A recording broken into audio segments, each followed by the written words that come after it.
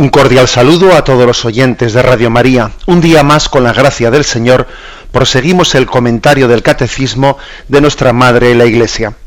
Estamos en los inicios del Credo y dentro de ese apartado Creo en Dios Padre, estamos en concreto en el apartado en el que dice Dios revela su nombre. El Dios vivo, hemos hablado hasta ahora de ese tema, yo soy el que soy, como reveló Yahvé. Ese término, Yahvé, yo soy el que soy, a partir del punto 210, donde hemos quedado, dice, Dios misericordioso y clemente.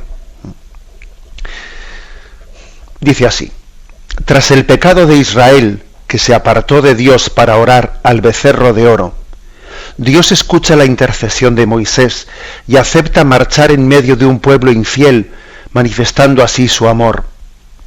A Moisés, que pide ver su gloria, Dios le responde, yo haré pasar ante tu vista toda mi bondad, toda mi belleza, y pronunciaré delante de ti el nombre de Yahvé.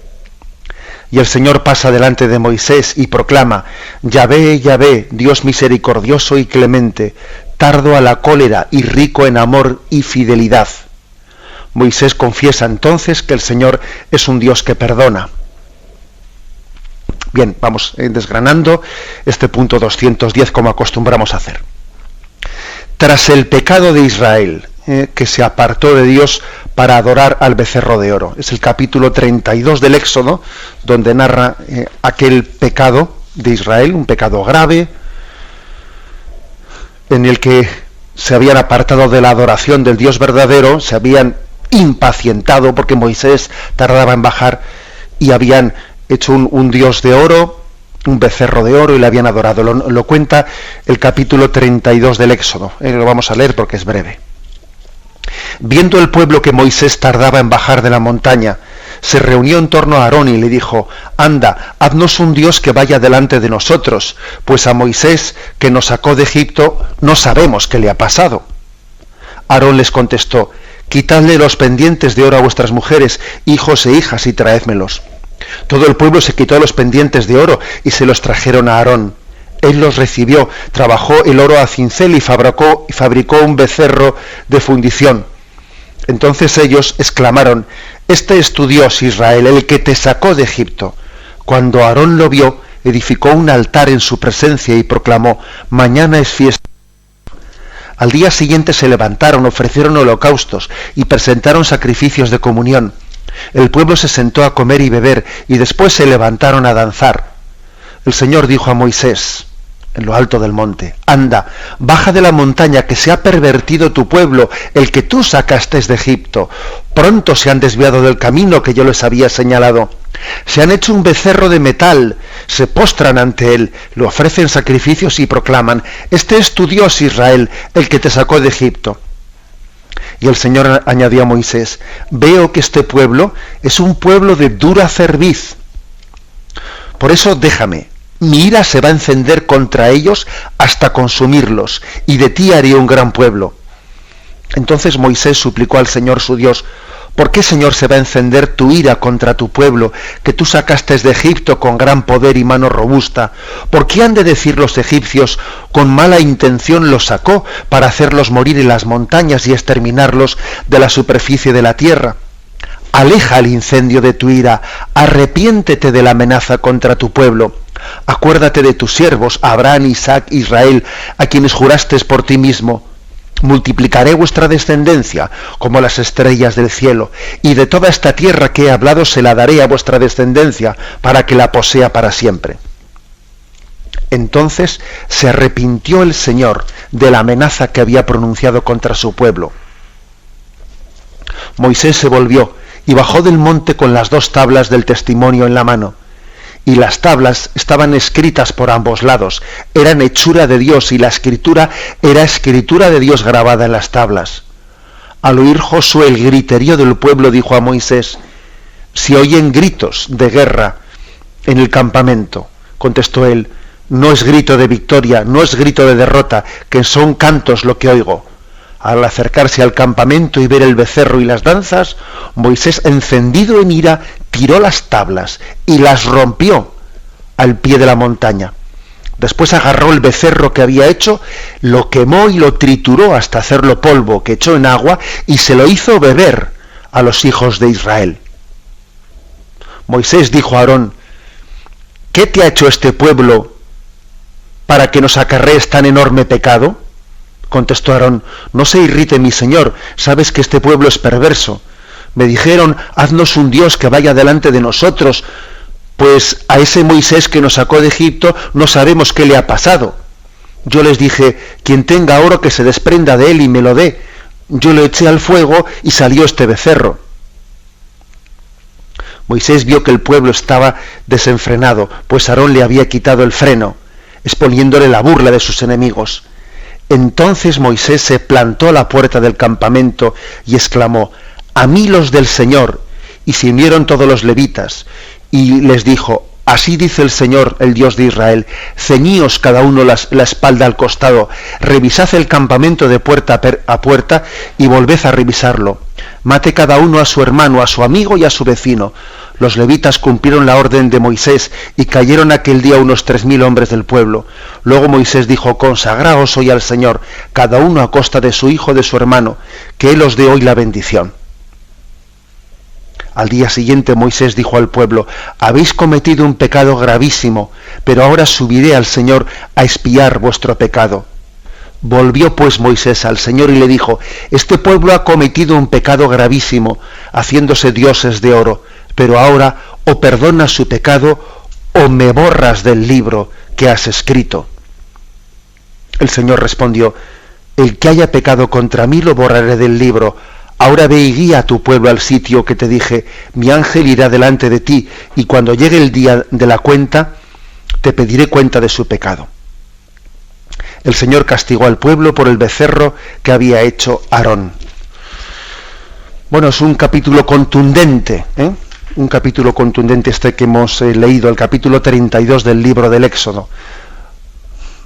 La falta de confianza del pueblo de Israel, falta de confianza pues porque se retardaba Moisés en bajar de lo alto del monte Sinaí, estaba teniendo aquel encuentro con Dios, y como aquellos 40 días que permaneció en lo alto del monte Sinaí se le hacían interminables y era tentado.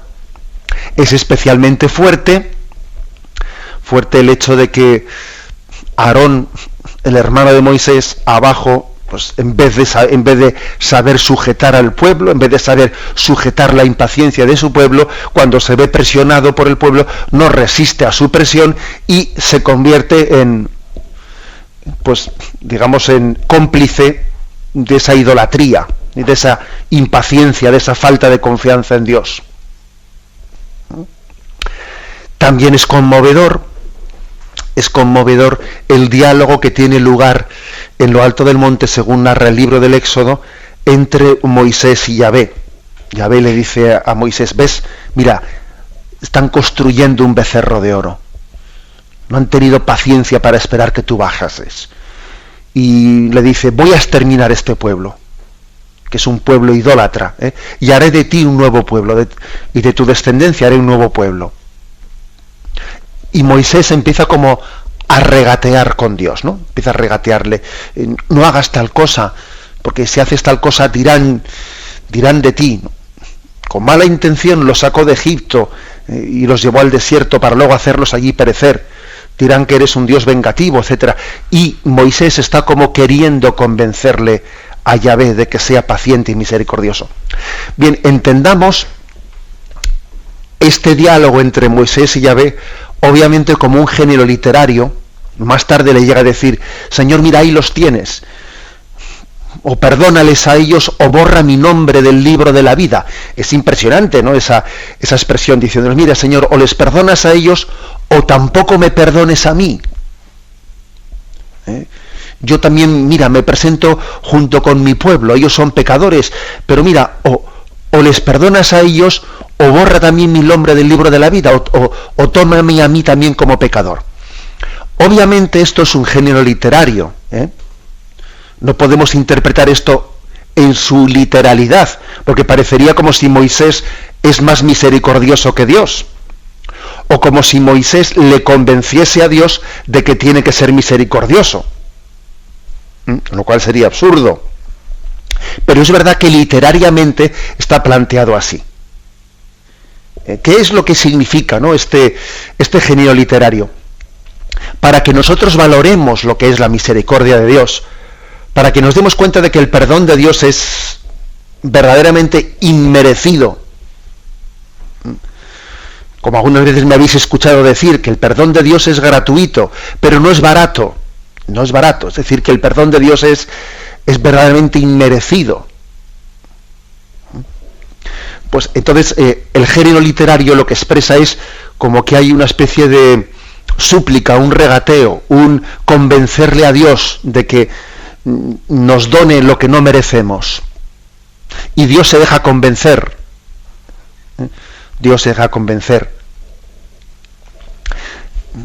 Es algo así como ese episodio del buen ladrón, que en el momento de morir a Jesús le está como robando su perdón. Señor, acuérdate de mí cuando llegues a tu reino. Acuérdate, no te olvides de mí. Hombre, Jesús no se olvida de nosotros, ¿no? Es una forma de hablar. A Jesús no hay que decirle, oye, acuérdate, no es que yo tenga que refrescarle la memoria, o no es que tenga que convencerle, porque ya está convencido, pero es verdad que en la manera de expresarlo, nosotros expresamos como si nosotros le tuviésemos que decirle a Dios, no te olvides, ten compasión de mí, te suplico, perdóname. El Señor está deseando que el buen ladrón le diga eso. El Señor está deseando poder otorgar su perdón, pero digamos en la forma, en el género de la expresión, nosotros tenemos que suplicarlo, porque si no lo suplicas, si no lo pides, es que no lo deseas. Y Dios no puede dar sus dones a quienes no quieren acogerlos. Por eso a veces se plantea este tipo de género literario, que es suplicarle a Dios lo que Dios en realidad está deseando darte. Esto San Agustín lo explica muy bien cuando habla de la oración de petición, y entonces San Agustín dice, ¿por qué Dios quiere que le pidamos aquello que Él quiere darnos, ¿no? Pues entonces nos lo podría dar sin que se lo pidamos, ¿no? Pero San Agustín responde, es que así al pedírselo aumentamos nuestra hambre y nuestra sed de recibir esos dones, y así Dios, cuando nos los entrega, pues encuentra acogida en nosotros, si no nos resbalan los dones de Dios. Por eso se plantea ese género literario de que Moisés está como convenciendo a Dios, como convenciéndole. A mí también me recuerda ese episodio de la hemorroísa que tocó el manto, estando en medio del gentío, tocó el manto de Jesús y de su manto salió la fuerza que le sanó. Y entonces Jesús se paraliza y dice, ¿quién me ha tocado el manto? Y claro, los discípulos le dicen a Jesús, pero hombre, todo el mundo te está apretujando y tú cómo dices, ¿quién me ha tocado el manto? Y claro, la mujer, aquella mujer que se siente descubierta, dice, Señor, he sido yo el que... Y Jesús alaba, bendice a aquella mujer, porque había, entre comillas, como robado, al tocarle con fe el manto de Jesús, había robado la sanación. No es que la hubiese robado, Jesús estaba deseando darla. Pero era importante que esa mujer se acercase como un mendigo a pedir la gracia de la sanación. Bien, algo así se plantea, ¿no? Y Moisés, en ese momento de estar delante de Dios y de decirle, Señor, perdónalos. Y al final dice una frase que es conmovedora, ¿no? Cuando dice, Señor, Éxodo 32, versículo 32. Volvió pues Moisés al Señor y le dijo, este pueblo ha cometido un pecado gravísimo haciéndose dioses de oro, pero ahora o perdonas su pecado o me borras del libro que has escrito. Es que es tremenda esta expresión de Moisés. Señor, ya sé que han hecho un pecado muy grave, pero mira, o perdónales o no me perdones a mí. Es que parece que es Jesucristo. Este Moisés es imagen de Jesucristo, que Él es justo y ofrece su vida en sacrificio a Dios Padre por toda la humanidad para que sea perdonada. Este Moisés intercediendo por todos es imagen de Jesús. Perdónales a todos o no me perdones a mí, que ese es el misterio de la redención, ¿no? Dios no perdonó a su Hijo para la salvación de todos. Un misterio que, si Dios quiere, ya tendremos tiempo de profundizar en él. Pero como digo, el capítulo 32 del libro del Éxodo es fortísimo, porque por una parte es caer en cuenta de la gravedad de la idolatría, de la gravedad que tienen nosotros en no adorar al Dios verdadero, adorar a falsos dioses. O sea, nosotros hemos sido creados para adorar al Dios verdadero, no para adorar al vil metal, al oro, no para adorar a falsos dioses. Que hemos sido creados para alabar a Dios, ¿no? Que la idolatría es muy grave, y la idolatría hoy en día también existe. La idolatría del dinero, la idolatría de la política, del sexo y tantas cosas, ¿no? Bueno, pues eso, que nuestro corazón tiene que ser liberado de esclavitudes para adorar a Dios verdadero, y para sacudirnos de nuestra idolatría, pues en este capítulo 32 del Éxodo se hace ver incluso con gestos muy fuertes, como cuando Moisés baja y convierte en polvo el oro de aquel becerro de oro y se lo hace beber, se lo hace tragar, como un signo de humillación, de diciendo, mira cómo entra en tu cuerpo y luego tú mismo lo evacuas, ¿no? O incluso a los idólatras que no estaban arrepentidos, acabaron con ellos, les sacrificaron.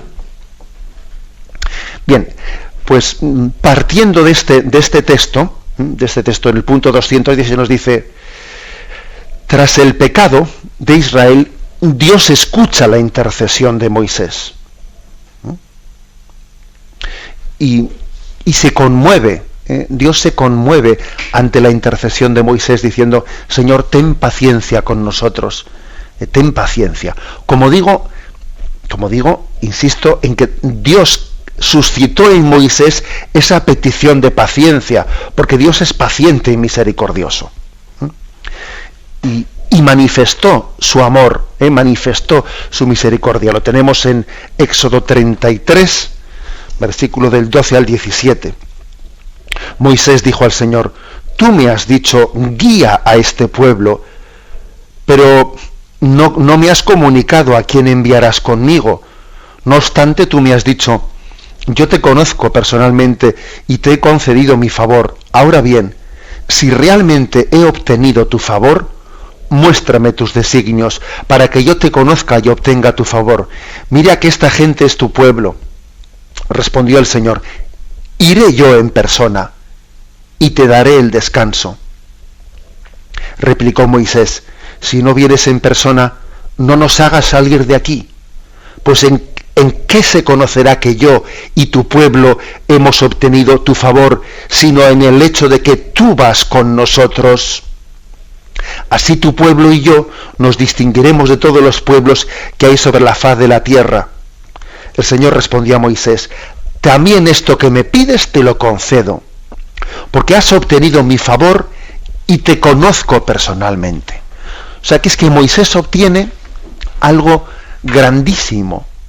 En su intercesión dice: mira, Señor, yo no te pido que me des cosas, no te pido que me hagas determinados favores, te pido que tú mismo vayas con nosotros. Si ya sé que somos un pueblo pecador, si ya sé que lo lógico es que salieses corriendo y nos dejases aquí solos, ¿no? Pero, sin embargo, te pido, en mi atrevimiento, que camines junto a nosotros. ¿Os acordáis de aquel episodio en el que Jesús resucitado se aparece caminando sobre las aguas a los apóstoles, y Pedro, dándose cuenta de que era el Señor, se echó al agua, se desnudó y se echó al agua como signo de conciencia, de indignidad, pero sin embargo se fue a juntar con el Señor, ¿no? Es decir, hay algo así como diciendo: si yo ya sé que no nos lo merecemos, pero yo puestos a pedir lo que te pido, es que no nos dejes solos, es que camines junto a nosotros y obtienes. Es decir, la gracia de Dios, fijaros bien, la gracia de Dios no consiste en que Dios nos envíe cosas. A veces entendemos la gracia de Dios como si Dios nos enviase, no sé, paquetes, recados, o un tipo de energías, o no lo sé, ¿no? La gracia de Dios es Dios mismo que nos acompaña. La gracia de Dios es que Él no nos deja solos, que se hace compañero de camino, que Dios no rechaza el estar caminando junto a pecadores, que lo lógico sería que hubiese pues un muro de separación entre Dios y nosotros total, o sea, que no se mezcla la santidad con el pecado, que eso es inmezclable, ¿no? Bueno, pues esta es la gracia es que en la misericordia, en la clemencia de Dios, Dios se acerca a nosotros y camina junto a nosotros. Tenemos en el programa Catecismo de la Iglesia Católica con Monseñor José Ignacio Munilla. Continuamos el comentario de este punto 210. Dios misericordioso y clemente. Bien, estábamos comentando el casi capítulo 32 y 33 del Éxodo. Moisés intercede ante Dios para que Él camine junto a Israel y obtiene ese gran favor. Mira, yo estaré contigo. No me voy a avergonzar de vosotros. Has ganado mi corazón. Estaba deseando que se lo ganase, pero bien, Moisés ha sido el instrumento para que se revele el corazón misericordioso de Dios. Y entonces continúa diciendo, a Moisés, que pide ver su gloria, Dios le responde, yo haré pasar ante tu vista toda mi bondad, mi belleza, y pronunciaré delante de ti el nombre de Yahvé. Y el Señor pasa delante de Moisés y proclama, Yahvé, Yahvé, Dios misericordioso y clemente, tardo la ira y rico en amor y fidelidad. Es como una especie de prueba, después de esa promesa que Dios le hace, yo estaré contigo, también eso que me has pedido te lo concedo, te conozco personalmente, no te voy a dejar. Y entonces Moisés dice, muéstrame tu gloria. Es como diciendo, bueno, si así es, dame una prueba. Él le respondió, yo haré pasar ante ti toda mi bondad y pronunciaré ante ti el nombre del Señor. Es decir, me compadezco de ti y concedo mi favor a quien quiero, pero mi rostro no lo puedes ver, porque no puede verlo nadie y quedar con vida. O sea, Dios le va a mostrar a Moisés su presencia en la medida en que puede ser mostrada. El rostro de Dios todavía no puede ser contemplado.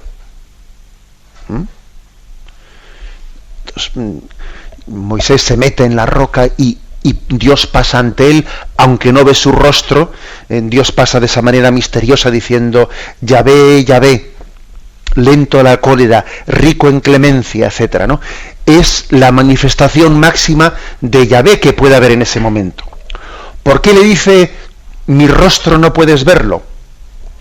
Bueno, se lo dice en primer lugar porque todavía el culmen de la revelación tendrá lugar en Jesucristo. Jesucristo es el rostro de Yahvé, y quien ve a Cristo ve al Padre. Pero todavía hasta que Cristo no venga, Moisés no pudo contemplar ese rostro. Eso en primer lugar. Y también en segundo lugar es una referencia a decir, mi rostro no lo puedes ver todavía.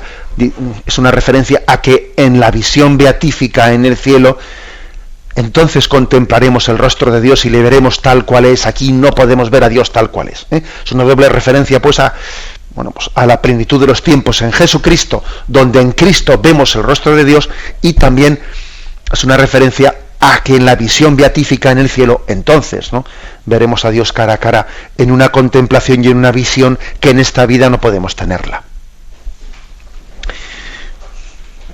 Aquí lo que nos interesa subrayar es que esta fue la ocasión en la que Dios se definiese a sí mismo. Yahvé, Yahvé, es decir, yo soy el que soy, yo soy el que soy. Dios misericordioso y clemente, tardo a la cólera y rico en amor y fidelidad. ¿Sabéis cómo Juan Pablo II escribió aquella encíclica, una de sus primeras encíclicas, Dive sin misericordia, rico en misericordia, que está precisamente tomada de este versículo del libro del Éxodo? Tardo a la cólera y rico en amor y fidelidad. ¿Cuántas veces se reflejan en las Sagradas Escrituras los textos que dicen Dios es paciente, tardo, Dios es decir, no es pronto a la cólera, sino Dios retarda siempre, retarda su castigo, y es pronto a la misericordia, y es parco, parco a la cólera. Por ejemplo, cuántos textos que hacen referencia en el Nuevo Testamento, en la plenitud de la revelación, a la paciencia de Dios. La paciencia de Dios, la caña quebrada, la caña cascada, no la quebrarás, dice Isaías, el pábilo vacilante no lo apagarás. Es decir, Dios es propicio a tener paciencia. Dios tiene mucha más paciencia que nosotros. Acordaros de ese texto, ¿no? No cortes todavía esa higuera, déjala un año más, a ver si da fruto para el próximo año. Imagen de la paciencia de Dios hacia nosotros. A veces nosotros nos quejamos del silencio de Dios y decimos que porque Dios calla ante el mal del mundo, que Dios debería de cortar por lo sano, cortar por lo sano. Y Dios nos dice, mira, a ti te conviene que yo me calle, ¿sabes? Te conviene que yo me calle, porque de esa manera mi silencio, mi paciencia es la garantía de la misericordia. Es un signo de la misericordia. Cuando nos quejamos de que Dios calla y no pone las cosas en su sitio, y no corta por lo sano, y no borra del mapa a los pecadores, etcétera, ¿no? Y no deja únicamente a los justos, Dios te responde diciendo, mira, ten paciencia, deja que crezca la cizaña y el trigo, que crezcan juntos. No vaya a ser que por querer arrancar la cizaña también arranques el trigo. Y además el primero a quien le conviene que yo tenga paciencia eres tú. Tú que estás tan reivindicando que Dios acabe con los malos de la tierra. ¿Y tú qué? ¿Te crees bueno o qué? O sea, a ti te conviene que Dios tenga paciencia. Menos mal que Dios tiene paciencia. Menos mal que Dios se calla. Sino que sería de nosotros. Es decir, podríamos extraer muchos textos de los evangelios, principalmente sobre la paciencia de Dios. Sobre la paciencia de Dios, que se retarda en establecer la justicia eterna, se retarda pues porque está esperando que nos convirtamos, porque quiere darnos una última oportunidad de conversión. Porque Él cree más en nosotros, tiene más esperanza que nosotros mismos. Nosotros cuando vemos el pecado del mundo decimos, aquí no hay nada que hacer, lo que hay que hacer es acabar con esto, ¿no? Como cuando le decían los apóstoles a Jesús, Señor, pedimos al cielo que mande una lluvia de fuego y acabe con ellos. Y Jesús dice, no sabéis de qué espíritu sois, estate tranquilo, estate quieto, hombre. Dios tiene paciencia en que estos cambien, que estos se conviertan. Bueno, es pues como veis todo un diálogo en las imágenes bíblicas, pero es todo un diálogo que hace referencia a que Dios es tardo a la cólera. O sea, que retarda al máximo el establecimiento definitivo de la justicia, pues porque espera nuestra conversión. Incluso aunque parezca que al tardar tanto la cizaña sigue creciendo, ¿no? Sí, mira, la cizaña sigue creciendo, es verdad, pero a veces hace falta que la cizaña haya crecido más para que sea muy, muy fácil distinguir entre la cizaña y el trigo. A veces hasta que el mal no es muy notorio, no nos convertimos. Hasta que no tocamos fondo no nos convertimos. Esto es frecuente. Hay un momento en el que distinguir el trigo de la cizaña es complicado. Es complicado porque Para empezar, el mismo mal te tienta siempre bajo especie de bien, ¿eh? O sea, el mal no te tienta diciendo, elígeme porque yo soy malo. No, hombre, no te tienta así.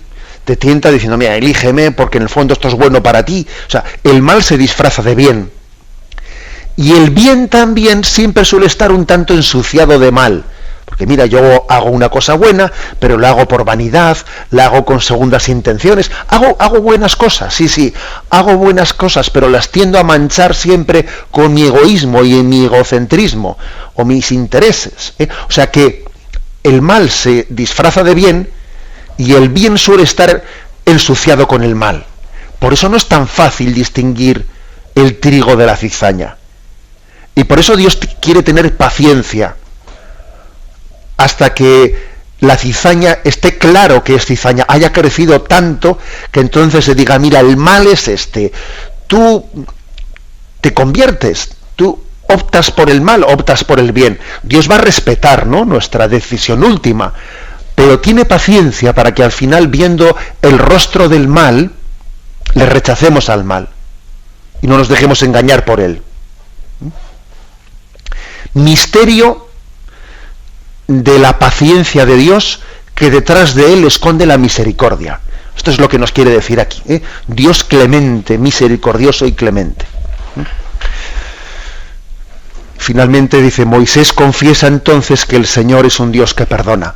Éxodo 34, versículo 9, y dice, y le dijo, si he obtenido, Señor, tu favor, que mi Señor vaya con nosotros, aunque es un pueblo de dura cerviz, perdona nuestras culpas y pecados, y tómanos como heredad tuya. Esta es ya la petición última. Mira, somos pueblo de dura cerviz, verdaderamente somos duros de pelar, somos cabezones, como se dice, ¿no? Pero ven con nosotros, no nos dejes solos, tómanos como heredad tuya. Esa es la última petición de Moisés, que Dios le acoge. Sois duros de corazón, pero no me voy a cansar de ofreceros el perdón y la misericordia. Pasamos al punto 211, dentro de este apartado, Dios misericordioso y clemente. El nombre divino yo soy o Él es, Yahvé, expresa la fidelidad de Dios, que a pesar de la infidelidad del pecado de los hombres y del castigo que merece, mantiene su amor por 1000 generaciones. Dios revela que es rico en misericordia, llegando hasta dar su propio Hijo. Jesús, dando su vida para librarnos del pecado, revelará que Él mismo lleva el nombre divino. Cuando hayáis levantado al Hijo del Hombre, entonces sabréis que yo soy. Bueno, es un texto muy interesante. El 211 viene a decir, el nombre de Yahvé, yo soy, es una manera de decir, soy fiel. O sea, yo soy, no es como nos ocurre a nosotros.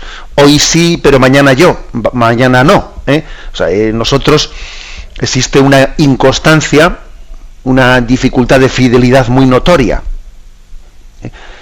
La forma tan cambiante de nuestros sentimientos, etcétera, pues se ve contrastada con que decimos esa expresión de Dios, yo soy, hace referencia a que Dios es el mismo ayer, hoy y siempre. Acordaros de esa expresión de la Sagrada Escritura, Dios es el mismo hoy, ayer y siempre. No os dejéis arrastrar por doctrinas extrañas. Es muy propio de nuestra cultura que surjan doctrinas extrañas que ahora se ponen de moda, luego se pasan de moda, pero sin embargo la palabra de Dios es la que permanece para siempre. Cielo y tierra pasarán, pero mis palabras no pasarán. Bueno, pues ese decir yo soy de Dios, es decir, es como decir Dios no te va a fallar. El ser de Dios no puede contradecirse a sí mismo. Hay también una famosa expresión de 2 Timoteo, capítulo 2, versículo 13, ¿no? Dios no puede negarse a sí mismo. Aunque vosotros seáis infieles, Dios permanecerá fiel, porque Él no puede negarse a sí mismo. Lo que Dios no va a hacer es lo que a veces nos ocurre a nosotros, ¿no? si tú eres infiel, pues yo también, te voy a pagar con la misma medida, ¿no? O como a veces ocurre en el matrimonio, ¿no? Que uno le es infiel al otro y el otro, que se siente dolido, herido, dice, ah, sí, ha sido infiel, pues ahora yo también me siento libre del compromiso. Pues yo también ahora voy a serle infiel. Dios no puede hacer eso. Aunque nosotros le seamos infieles, Él permanecerá fiel a nosotros, porque no puede negarse a sí mismo. Es decir, porque es que Él es el que es. Él es amor, Él es misericordia. Entonces Él no puede dejar de ser lo que es. Él es amor y fidelidad. Una expresión muy fuerte de la Sagrada Escritura. Yo soy el que soy es... O sea, Dios no puede dejar de ser bueno. Dios no puede dejar de ser misericordioso. Incluso cuando Dios hace justicia, Dios no deja de ser bueno y misericordioso. Fijaros en el colmo de las... Vamos, en el colmo, ¿no? En la situación más extrema, que es la de la condenación eterna del alma, que el Evangelio nos habla de esa posibilidad. La condenación eterna del alma no es porque Dios haya dejado de ser bueno o misericordioso. No. El sufrimiento de Dios, porque el hombre no se deje salvar por él, de alguna manera es un sufrimiento infinito, como el del padre que ve que su hijo se pierde y él no puede evitar que se pierda. O sea, entendamos esto. O sea, Dios no deja de ser misericordioso nunca, ni siquiera cuando un alma se pierde, se condena porque no quiere recibir la salvación de Dios. Bueno, es una expresión muy importante esta que estamos aquí subrayando. Dios no puede dejar de ser misericordioso. Y aquí hace una referencia al Nuevo Testamento, que es la siguiente. Cuando en el capítulo 8 de San Juan, en el versículo 28 dice, ¿no? Él dice, cuando sea levantado, cuando veáis levantado al Hijo del Hombre, se refiere a levantar, que la cruz es alzada, entonces sabréis que yo soy. Es decir, es curioso que el Evangelio de San Juan une la imagen de Cristo crucificado, levantado como un signo ante las naciones, lo une a la revelación del nombre con el que Dios se reveló a Moisés, yo soy. Cuando veáis al Hijo del Hombre levantado, entonces sabréis que yo soy. ¿Por qué dice eso? Pues porque no hay amor, no hay mayor muestra de que Dios es fiel a su deseo de perdonar, a su deseo de derramar su misericordia. Ya el colmo de las pruebas es verle al Hijo de Dios crucificado, cargando nuestros pecados sobre él y con el deseo de redimir a toda la humanidad. Ya es el colmo del amor, ya es el colmo de la misericordia. Cuando veis al Hijo del Hombre levantado así, por la redención de nuestros pecados, entonces sabréis que yo soy. O sea, que yo no puedo cambiar, que seguiré siendo misericordioso siempre, que no puedo contradecirme a mí mismo. Por eso dice ese versículo, entonces sabréis que yo soy. O sea, que no solo existo, sino que soy amor, soy misericordia. No hay mayor prueba que esa. La mayor prueba del amor de Dios al mundo es que entregó a su Hijo por la salvación de la humanidad. No hay mayor prueba que esa.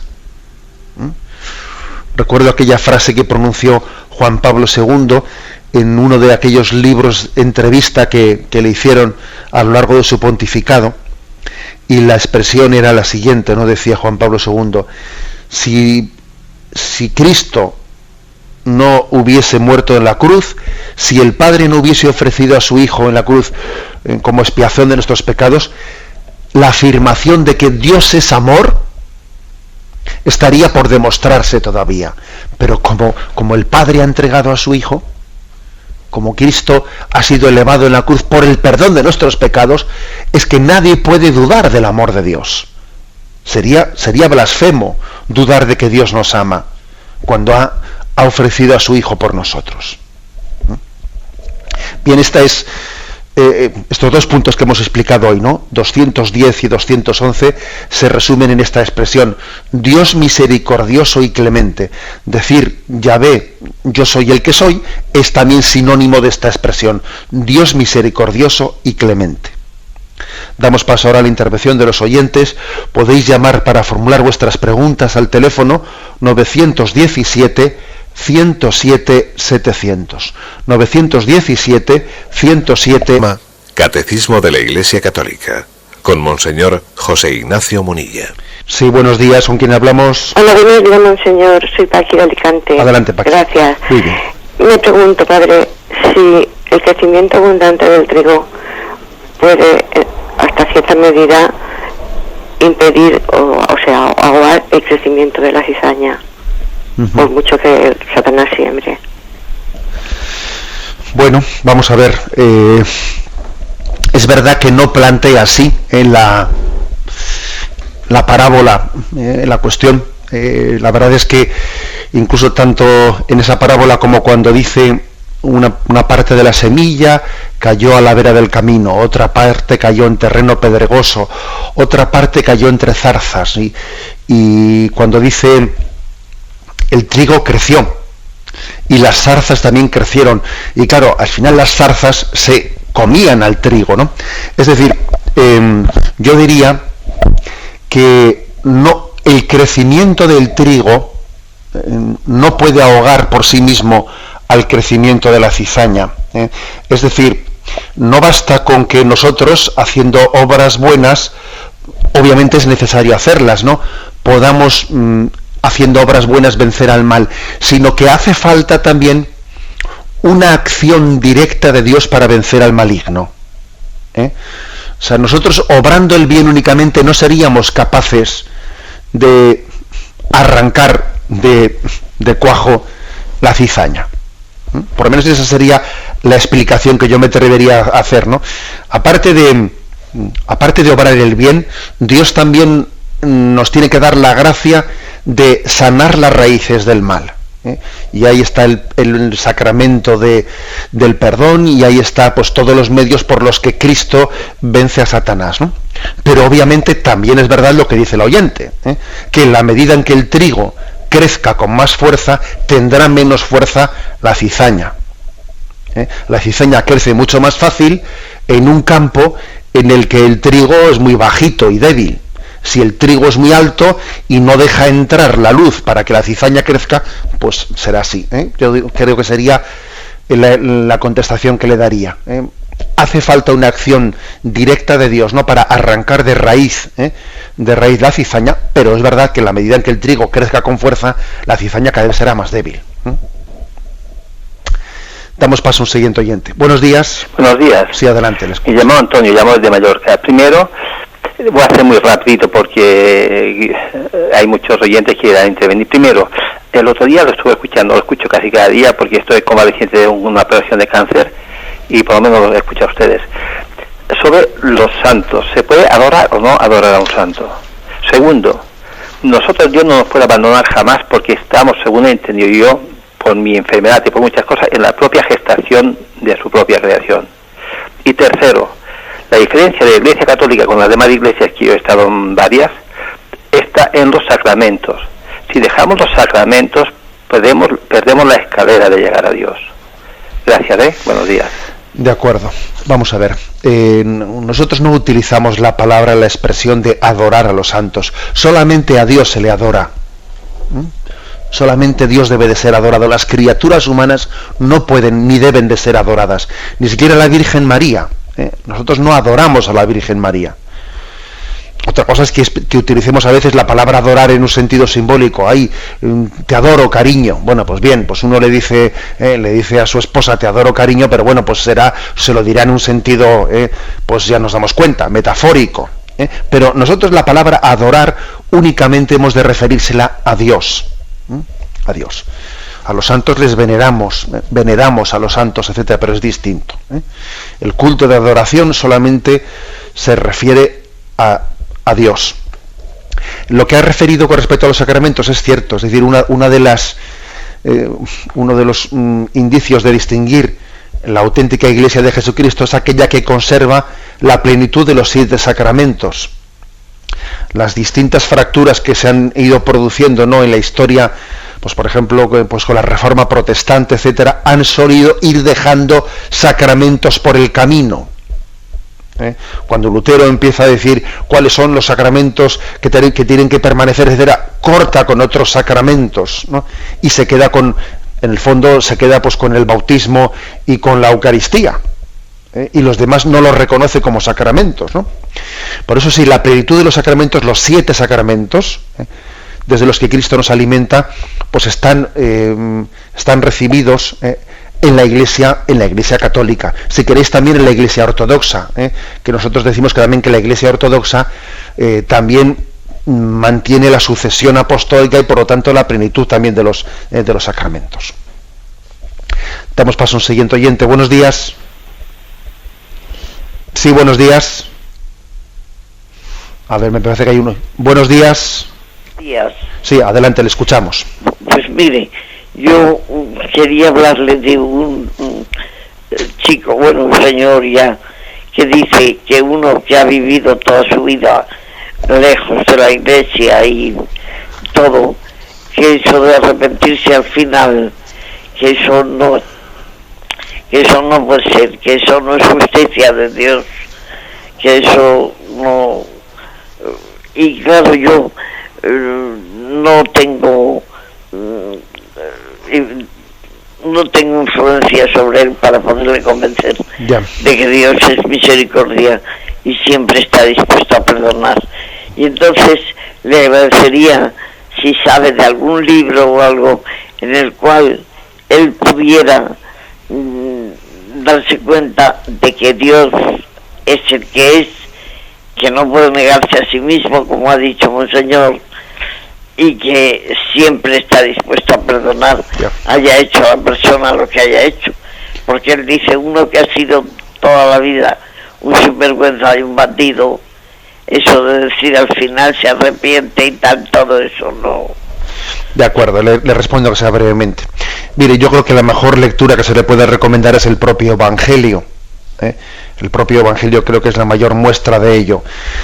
Supongo que esa persona tiene esa dificultad, que es la misma dificultad que tenían los fariseos, a los que Jesús les dirigió la parábola del hijo pródigo. Es la misma dificultad del hermano mayor de la parábola del hijo pródigo, que no terminaba de tragar que su hijo hubiese vuelto a casa y fuese recibido como hijo. Es que claro, es que es la historia del Evangelio, ¿no? O como esa indignación de los que ven cómo reciben la misma paga, los que habían sido contratados para hora y media a final de la tarde, reciben la misma paga que los que habían sido contratados desde la primera hora de la mañana. Es que el Evangelio entero está lleno, ¿no?, de esos signos. ¿Por qué a veces tenemos esa resistencia? Primero porque, sobre todo lo principal, ¿no?, porque no terminamos de convencernos de que la salvación de Dios es gratuita. Tan gratuita es la salvación de Dios para el que lleva trabajando desde las 9 de la mañana como para el que trabajó una hora al final de la tarde. Igual de gratuita es para los dos. Igual de gratuita es para el hijo mayor de la parábola del hijo pródigo que para el hijo que marchó de casa. O sea, el amor de Dios es gratuito para todos. Ninguno de nosotros podemos, por portarnos bien, ganar o tener derecho a la salvación del cielo. La salvación del cielo es algo que está infinitamente por encima de los méritos nuestros, aunque no hubiésemos roto un plato en nuestra vida. Es verdad que Dios nos pide que hagamos obras buenas, pero no pensemos que las obras buenas pueden comprar la salvación. Hacer obras buenas es importante para abrirse al don de la salvación, pero el don de la salvación no puede ser comprado por el hombre. Como si yo digo, te doy tantas obras buenas y a cambio recibo el cielo. Que no, hombre, que no. Siempre es gratuito. Y eso nos cuesta entenderlo. Y luego también creo que suele dificultar el hecho de que a veces uno se piensa que el arrepentimiento final se programa, ¿no? Es decir, yo voy a estar toda mi vida aquí de cachondeo, como se dice, y al final, cuando ya note que me queda poco, ya programaré un arrepentimiento de conveniencia. No, eso no es un arrepentimiento verdadero. O sea, no nos pensemos que el buen ladrón es el que dice, bueno, yo voy a estar toda la vida robando y luego al final ya haré un paripé de que me convierto. Bien, esa persona si hace un paripé, si ha estado como diciendo, yo ahora hago el mal y luego paso por donde tenga que pasar a última hora, esa persona no se ha arrepentido verdaderamente. Una cosa es arrepentirse y otra cosa es jugar al falso arrepentimiento. Que eso Dios sabrá distinguirlo perfectamente. Y bueno, en resumen, yo hablaría del buen ladrón como la imagen de ese arrepentimiento, ¿no? De ese arrepentimiento último. Y creo que a todos nos conviene proclamar ese don de Dios de estar dispuesto hasta última hora a acogernos. A todos nos conviene. También a su amigo, a ese que se resiste a decirlo, también a él le conviene. Porque posiblemente cuando formula tal dificultad tenga un poco del hermano mayor de la parábola del hijo pródigo, o tenga un poco de aquel que se quejaba de que los de la última hora también han sido, se les ha dado lo mismo que a los desde el principio. O es que nosotros nos vamos a quejar porque Dios sea bueno. Es decir, esa queja del hombre porque Dios es bueno, en el fondo indica que todavía nos falta conversión. Así de claro. Por lo tanto, ojalá Dios también nos acoja a última hora a nosotros como nosotros nos quejamos de que acoge a algunos, porque nos falta conversión todavía. Tenemos el tiempo cumplido. Me despido con la bendición de Dios Todopoderoso, Padre, Hijo y Espíritu Santo. Alabado